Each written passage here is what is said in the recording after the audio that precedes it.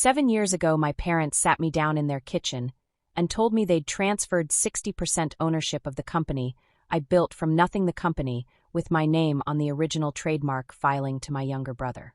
Not sold. Gave. For free. Because in my mother's words, a family business should be run by someone who's going to have a family to pass it down to, and you've made it clear that's not you. I was 31. I'd built that company for 6 years alone out of a spare bedroom into something worth real money. And in one afternoon, without my consent, without so much as a vote, they handed the majority of it to my brother, a man who at that point had never held a job longer than 14 months. I didn't fight them that day. I didn't say much of anything. I just quietly left the house, and I started making a plan that would take me 7 years to finish. 2 months ago, I finalized the purchase of 100% of that company's outstanding shares, every last one bought back at fair market value, through channels my family never saw coming. And the very first thing I did with my restored complete ownership was walk into my brother's office and hand him a termination letter.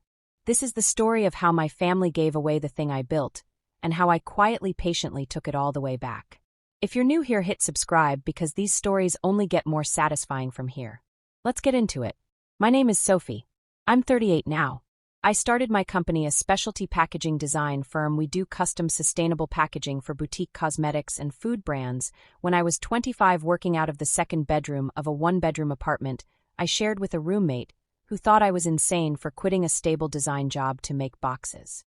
I want to tell you what those first 6 years actually looked like, because it matters enormously to what my parents later decided that work was worth. I worked 80-hour weeks for the first 3 years. I maxed out 2 credit cards, keeping the lights on, before I landed my first real client, a mid-sized skincare brand that wanted packaging that didn't look like every other minimalist beige box on Sephora's shelves. I did the design, the vendor sourcing, the invoicing, the client calls, and the actual physical prototyping myself on a card table for years before I could afford to hire a single employee. By year 4, I had 3 employees and a small studio space. By year 6, I had 11 employees, a proper office, and annual revenue that had crossed 7 figures. I'd built something real from absolutely nothing through a kind of sustained, unglamorous effort that I don't think anyone outside of it ever fully understood, including, as it turned out, my own parents. My parents, David and Carol, ran a modest hardware store, for most of their working lives a business they were proud of, and rightfully so, but a business built on a completely different model than the one I'd built. Where my company scaled through design innovation and client relationships, theirs had scaled to whatever degree it had through decades of steady small margin retail work. I think, if I'm honest, they never quite understood what I did for a living, and I don't think they ever fully believed the numbers when I shared them, because those numbers didn't map onto any business they recognized. What they did understand clearly and completely was my brother Ryan. Ryan is 3 years younger than me, and for as long as I can remember, he occupied a very specific role in our family. The son whose potential was permanently, unshakably assumed regardless of what he actually did with it. I don't say this bitterly, or at least I try not to. Ryan isn't a villain in the cartoonish sense. He's charming, genuinely likable, quick with a joke, the kind of person who lights up a room the second he walks into it. He's also, by the time this story starts, someone who had gone through 8 different jobs in 10 years, 3 failed business ventures funded partially by my parents' retirement savings, and a pattern one I watched play out my entire adult life of landing on his feet, not through consistent effort, but through other people, usually our parents, quietly absorbing the consequences of his choices, so he never fully had to. My parents' explanation for this pattern, whenever it came up, was always some version of, Ryan just hasn't found his thing yet. Meanwhile, when I built an actual profitable, sustainable business from scratch, the framing was consistently almost eerily different. Less, Sophie found her thing, and more, Sophie's very driven, said with a specific tone that implied driven was slightly suspect, slightly cold, slightly less feminine, and appealing than whatever quality Ryan apparently possessed instead. There's a particular conversation I remember from about 4 years into running my company at a family dinner, when my mother asked, apropos of nothing, whether I'd thought about eventually stepping back a bit, once I found the right partner and started a family, so that someone, she didn't specify who, though it became clear later, could take more of the day-to-day off my plate. I told her at the time that I loved running my company and had no intention of stepping back from it for anyone. She said in a tone I've never forgotten, "Well, we'll see. Priorities change." My priorities never changed. What changed, I'd learned 3 years later, was my parents' patience for waiting on them to. Here's what I didn't know for most of the year leading up to that kitchen conversation. My parents had been having private discussions with Ryan and with their own estate attorney about restructuring ownership of my company, a company they had zero legal stake in, but that they apparently felt entitled to have opinions about because of an early informal loan they'd given me in year one, a loan of $8,000 that I had paid back in full with interest within 18 months, and that had absolutely no bearing on any formal ownership structure.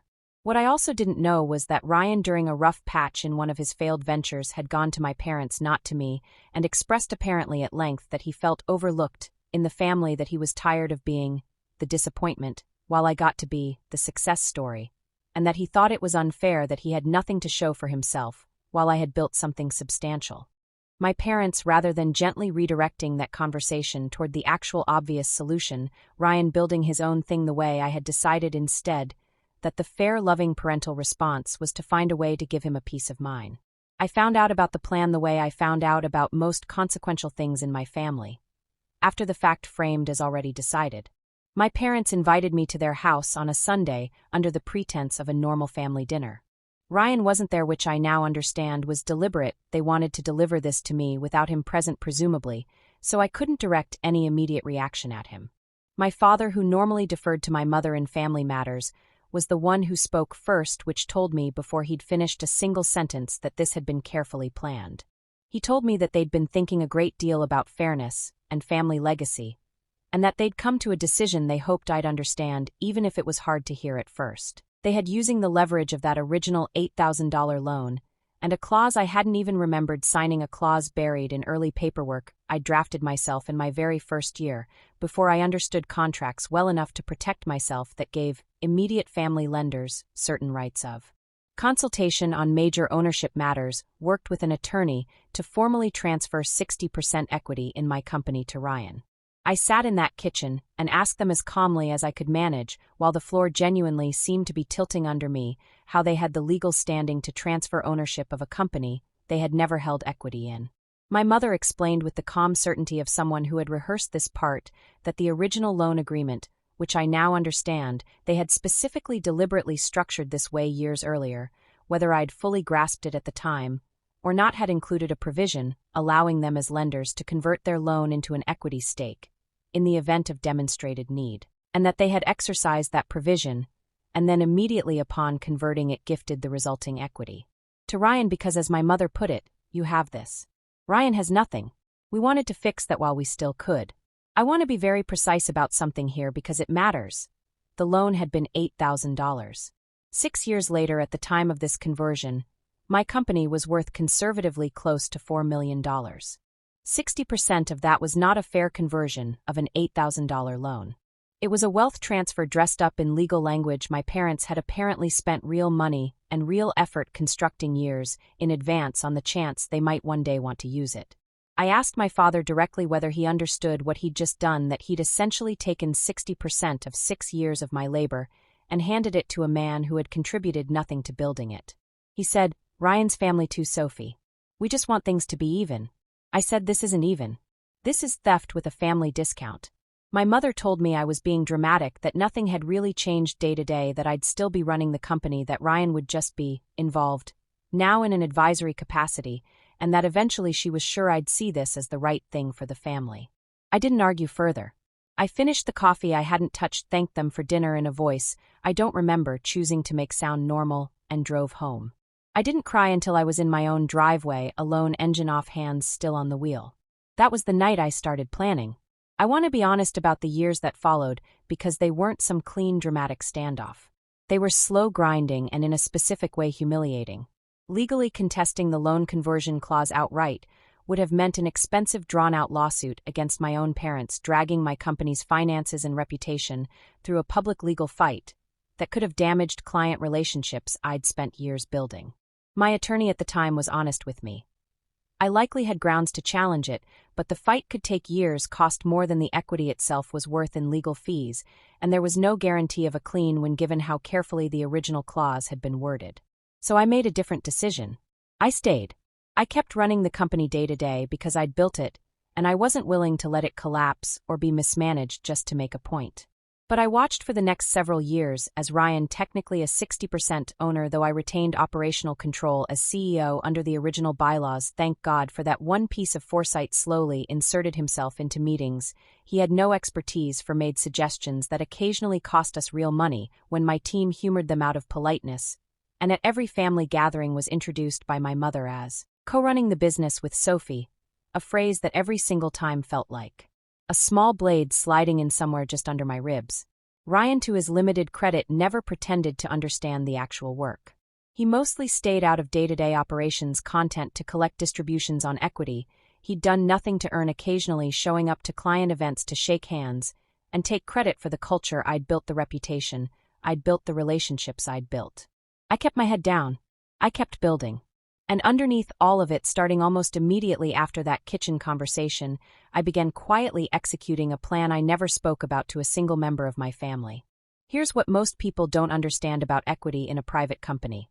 Unless there are specific restrictions written into the shareholder agreement, shares can, under the right conditions, be bought. And the original agreement my parents' attorney had drafted in their rush to construct something that would let them execute the transfer to Ryan had been so narrowly focused on giving them leverage to convert and gift the loan that they'd left a door wide open they never anticipated I'd walk through. There was no restriction preventing me as CEO and remaining 40% owner from making an offer to buy out Ryan's shares directly at fair market value whenever I chose to. They had built a weapon to take the company from me. They had not built a wall to stop me from taking it back. I spent the first 2 years after the transfer doing exactly what I'd done in my first 6 years building the company. Working patiently, methodically, without drama. I restructured our client base to increase margins. I brought on 2 strategic partnerships that meaningfully increased our valuation. I kept the company's financial performance genuinely excellent, which ironically meant Ryan's 60% grew more valuable every year, a fact that at the time felt almost unbearable, watching someone else's stake compound in value off my labor. But I understood something my parents apparently hadn't fully thought through. The more the company grew, the more expensive Ryan's shares became to buy, but also the more capital I'd eventually have available through the company's own success to make that purchase happen. Around year 4 after the transfer, I began working with a business attorney and a financial advisor, neither of whom had any connection to my family, to structure a plan. We identified a realistic path. Using a combination of retained company earnings, a structured buyout loan against the company's own strong financials, and a portion of my personal savings, I could make Ryan a legitimate fair market value offer for his shares that, given his ongoing pattern of financial instability, a 5th failed side venture, a divorce that had strained his finances considerably, mounting personal debt he'd mentioned carelessly at more than one family gathering, I believed he would eventually be motivated to accept. I didn't rush it. I didn't need to. Every year that passed, the company got stronger, my financial position got stronger, and though I take no particular joy in saying this, Ryan's personal financial situation got progressively shakier. I wasn't causing that. I was simply patiently positioning myself to be ready the moment an opening appeared. That opening appeared in year 6 when Ryan, in the middle of a genuinely difficult financial stretch following his divorce, mentioned to me almost offhand over a coffee that had nothing to do with the business that he'd thought about cashing out his shares at some point, if the timing ever made sense, since he never really understood the day-to-day stuff anyway, and could use the liquidity.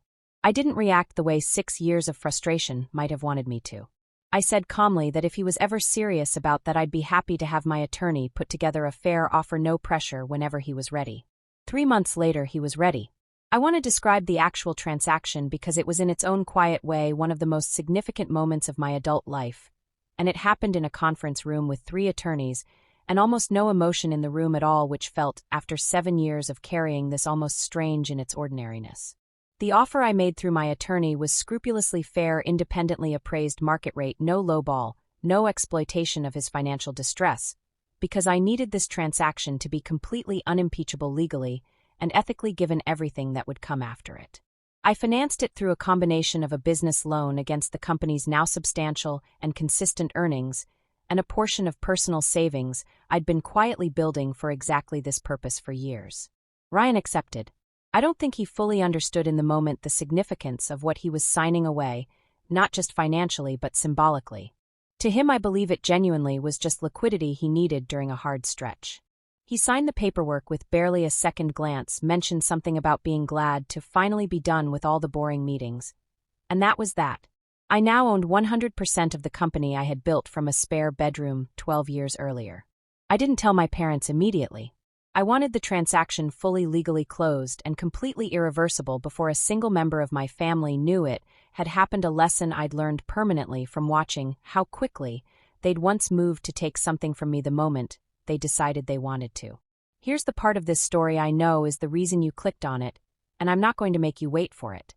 About 2 weeks after the buyout closed, I called a meeting with Ryan, not a family dinner, a formal meeting in my office with HR present, exactly the way I would have handled it with any other employee or advisor whose role I was ending. I want to be clear that Ryan had over the prior 2 years taken on a loosely defined strategic advisor title, drawing a modest salary on top of his equity distributions despite contributing very little of measurable value, something I'd tolerated as part of keeping the peace during the years I didn't yet have full control. I told him plainly that following the recent change in company ownership, his advisory role was being eliminated effective immediately, and that he would receive a standard severance package in line with company policy. I handed him the letter myself.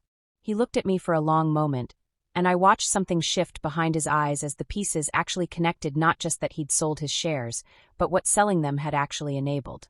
He asked quietly if this was about the family stuff. I told him no, it was about the fact that he no longer held any ownership stake in the company, and the advisory arrangement had only ever existed because of that ownership, which meant it no longer made sense to continue it. He didn't argue. I think on some level he understood there was nothing to argue with. He left my office, and within the hour I knew my mother would be calling. She called that evening. She was predictably furious, not about the buyout itself at first, but about the fact that I hadn't told her that I'd gone behind the family's back. Language I found almost darkly funny, given the origin of this entire situation 7 years earlier. I let her finish. Then I asked her calmly whether she remembered the exact phrase she'd used in that kitchen 7 years ago. She didn't answer. I reminded her. It's just business, Sophie. Nothing's really changing day to day. I told her that she'd been right in a way. Nothing had really changed day to day for 7 years, while I built her son's equity stake more valuable through my own labor, until I quietly, legally, fairly bought it all back, and made a decision about my own company that had nothing to do with punishing Ryan, and everything to do with running my business the way any owner has the right to. She told me I was being cruel. I told her that removing someone from a role he was never qualified for using money I earned in a company I built wasn't cruelty. It was simply the first time in 7 years I'd been allowed to make a decision about my own company without her or Ryan's fingerprints on it. My relationship with my parents has been strained since then in a way that hasn't fully healed, and I've made peace with the possibility that it may not.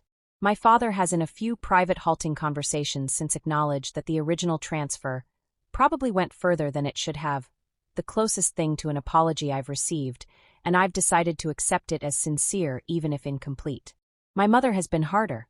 She maintains to this day that the original transfer came from a place of love and fairness, and that my response, quietly, legally reclaiming full ownership over the better part of a decade, was disproportionate, cold, calculated.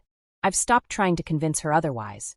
I understand now that some people will never be able to see a woman's patient, deliberate protection of her own work as anything other than coldness, while the same behavior in a son gets called ambition. Ryan and I speak occasionally more easily than I expected, honestly. I think some part of him, freed from the pressure of pretending to run a business he never wanted to run, is doing better now than he was during those 2 years of drawing a salary he didn't earn. He's working a straightforward job now, nothing glamorous, and the last time we spoke he told me almost sheepishly that he thinks it suits him better than he expected. I hope that's true. I don't carry anger toward him the way I once did. He was in his own way as much a piece being moved as I was being taken from. The company is thriving. Fully unambiguously mine, the way it always should have been. I sleep better now than I have in 7 years, not because I got some dramatic revenge, but because I finally, after 7 years, have the simple, uncomplicated right to make decisions about my own work without anyone else's hands on it. If there's one thing I hope this story leaves you with, it's this. When someone takes something from you under the language of fairness or family or love, you don't always have to fight them for it in the moment. Sometimes the strongest response isn't a confrontation, it's patience, precision, and the quiet discipline to build yourself into someone they never anticipated having to reckon with.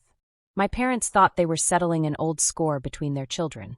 What they actually did was hand me 7 years of motivation to become someone who would never again be in a position to have what she built taken from her without her consent. If you've ever had something that was rightfully yours handed to someone else under the banner of fairness, I hope this story reminds you that fairness decided on your behalf by someone else usually isn't fairness at all, and that the most satisfying answer to that isn't always anger. Sometimes it's just quietly, patiently buying back every piece of what's yours. If this story hit home, let me know in the comments and subscribe for more real stories about family business and the long, quiet work of taking back what belongs to you. I've got plenty more where this one came from.